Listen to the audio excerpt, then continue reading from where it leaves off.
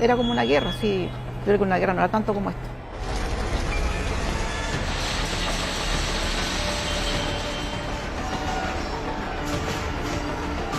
Que no tuvieron piedad con nada, o sea, lo que no pudieron llevar lo rompieron.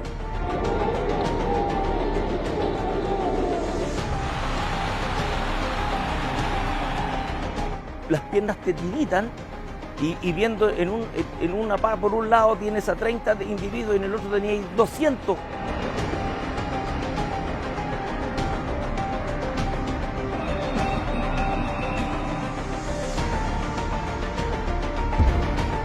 Estamos absolutamente superados, tengo que venir lesionado para cagar.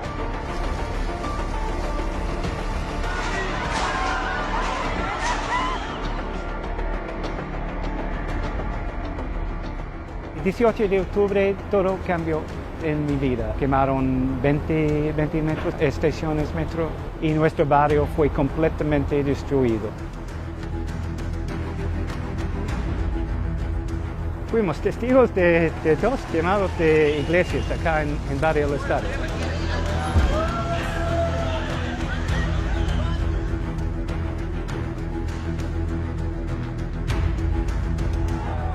El llamado estallido social, el cual comenzó el 18 de octubre del 2019, desencadenó una violencia brutal dejando miles de heridos, muchos de ellos carabineros.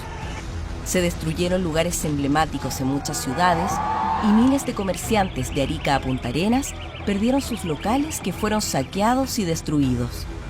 Además, más de 20 estaciones del Metro de Santiago y buses fueron quemados. Como resultado de esta violencia desatada, se perdieron miles de puestos de trabajo y la vida del país cambiaría de la noche a la mañana.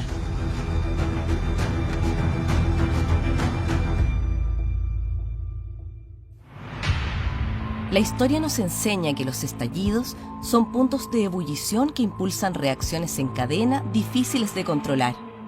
Todos fuimos testigos del vandalismo, la destrucción, los saqueos y de cómo se comenzó a normalizar la violencia irracional, las agresiones y la impunidad.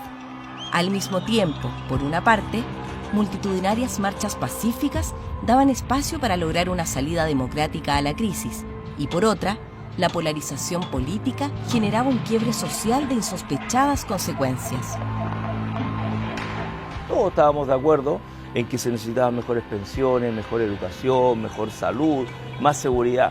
Yo apoyé todas estas demandas sociales, las apoyé, pero cuando ya nos empezaron a destruir nuestros negocios, que no éramos pequeños comerciantes, yo creo que se perdió el foco.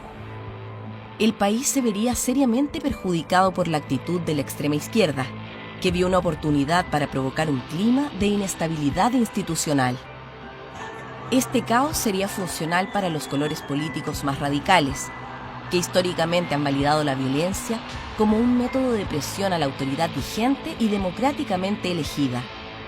Lamentablemente, eso es lo que ocurrió en Chile, y los sacrificados fueron cientos de miles de familias y de trabajadores que sufrieron de manera directa y cruel los efectos y perjuicios de la violencia callejera. Incluso, hubo políticos que salieron a la calle a increpar a los carabineros y las Fuerzas Armadas que tenían el mandato legal de resguardar la seguridad de la población. Esa actitud solo provocaba alterar más el ánimo cívico y disminuir el respeto ciudadano hacia las fuerzas de orden. La violencia que fue brutal en Santiago se repetía de igual forma de norte a sur. En muchos puntos los ataques eran coordinados, desplegándose una violencia inusitada con fines específicos, como fue la destrucción del metro, iglesias, locales comerciales, edificios patrimoniales y monumentos históricos. Atacaban distintos puntos y dividían a las fuerzas de carabineros. Por lo tanto, llegaban o no tenían gente o llegaban muy debilitados a controlar hordas de 300, 400 individuos. Entonces era muy, muy difícil. Los saqueos para mí fueron organizados, para mí.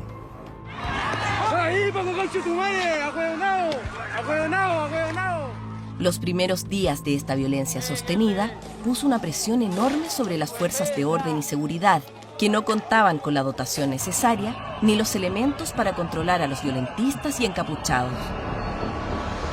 Estamos absolutamente superados. Tengo carabineros lesionados, los vehículos apedreados, bombas muertos, no tengo gas, no puedo disparar escopeta para cagar. Ayer había más de 3.000 delincuentes actuando en forma concertada, organizada y dividida en grupos pequeños, atacando en 20 o 30 puntos simultáneos. Acá vinieron con camionetas, vinieron con máquinas para cortar candados, para levantar cortinas. O sea, no era nada que tenemos rabia, abrimos este local. No, era algo que ya estaba pensado. Cada noche, las marchas terminaban con saqueos, quemas y destrucción. Los llamados manifestantes transformaron sectores céntricos de ciudades en zonas de sacrificio.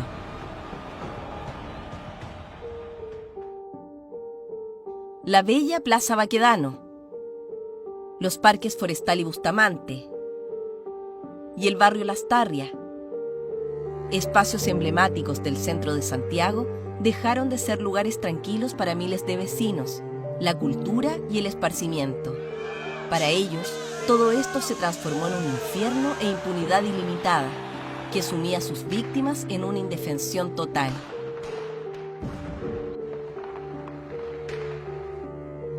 Las legítimas demandas por mayor justicia social fueron mal acompañadas por esta violencia que se instaló en la conciencia nacional.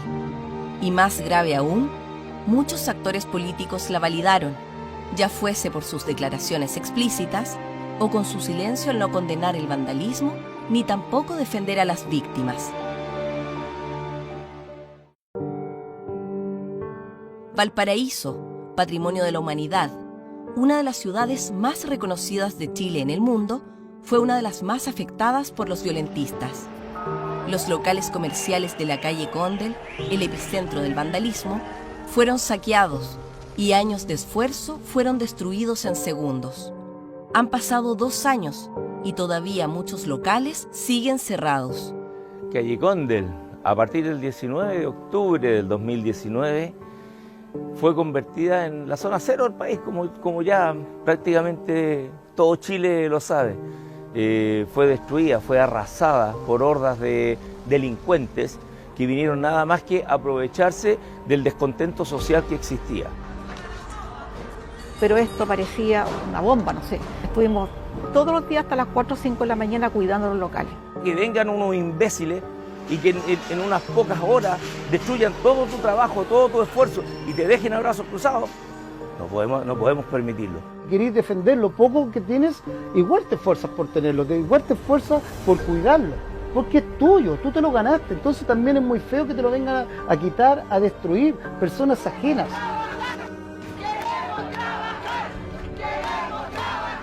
Damos trabajo y ayudamos a la economía del país. Nuestro gremio, el comercio, son los que absorben la mayor cantidad de mano de obra del país. Da tanta rabia ver cómo las autoridades en muchos momentos hicieron vista gorda de todo esto. En este clima de violencia y destrucción, los que se sentían más fuertes siguieron un manual al pie de la letra, promoviendo y repitiendo mentiras en diferentes frentes. Había que usar conceptos simples y únicos, apuntando a un enemigo. Al que pensaba diferente o no compartía el manual de la violencia, algunos optaron por humillarlos. La historia nos recuerda que los nazis hacían lo mismo con los judíos indefensos. En este clima de polarización y control callejero, apareció el que baila pasa, que algunos catalogaron livianamente como un juego. ¿El que baila pasa para ti es una manifestación de violencia o no? No, yo creo que no. O sea, yo honestamente, y lo quiero decir, Juan Manuel, o sea, creo que cuando ese tipo de situaciones se hacen con respeto. ¿Pero cómo hacer? Pero alguien se puede sentir humillado ahí. Pues y la tienen que pasar. Espérate.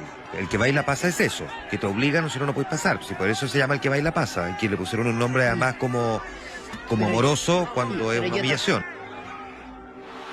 Lamentablemente, la violencia se normalizó y cada viernes se transformó en un infierno para los vecinos y locatarios de la zona cero, quienes tuvieron que aprender a vivir con el temor, el terror, la impunidad y la indiferencia de muchos políticos que optaron por hacerle el juego a la violencia, buscando un beneficio político o más seguidores en sus redes sociales.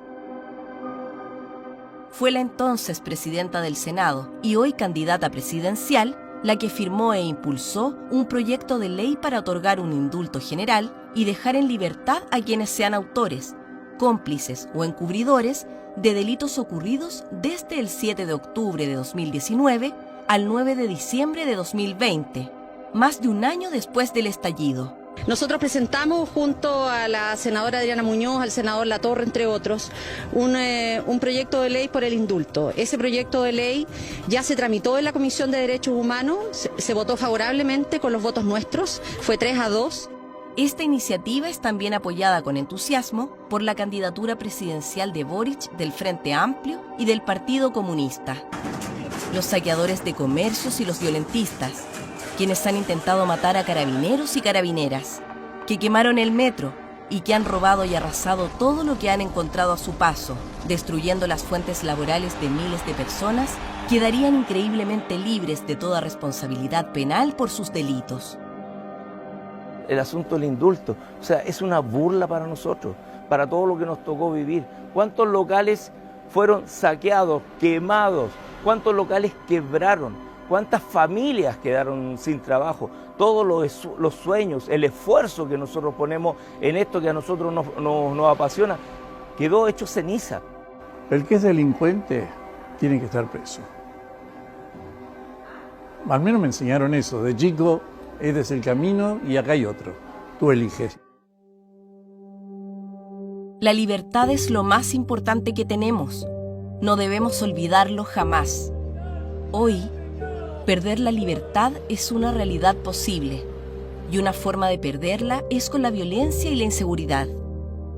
No poder ir a trabajar tranquilo sin saber si regresarás, no saber si la estación de metro que ocupas cada día pueda volver a ser destruida, no saber si el supermercado o local comercial donde compras la comida para tu familia será saqueado o destruido por encapuchados, no saber si cuando dejas a tus hijos en el colegio volverán sanos y salvos. No saber si cuando abres tu pyme, ese día no serás atacado por una turba. Lo que más indigna es ver a los delincuentes y narcos apropiarse de las calles, de nuestras vidas, y a los políticos confundir la violencia con las manifestaciones, el saqueo y el vandalismo con los derechos, y a la policía con los encapuchados. Vote por los que creen que los buenos son los que visten de verde, y los malos los que andan con capucha destruyendo todo. No vote por los que apoyan la violencia y apoyan la ley de indulto, castigando a todas las víctimas. No vote por los que quieren destruir a carabineros. Usted no es testigo de una película de terror. Usted es protagonista. Y si no actúa y se preocupa, será una víctima. Por eso, vote por quienes están en contra de la violencia desde siempre. La libertad no se pierde por la fortaleza de sus enemigos, sino que por el silencio de los que deben defenderla. Defiende la libertad, defiende a Chile.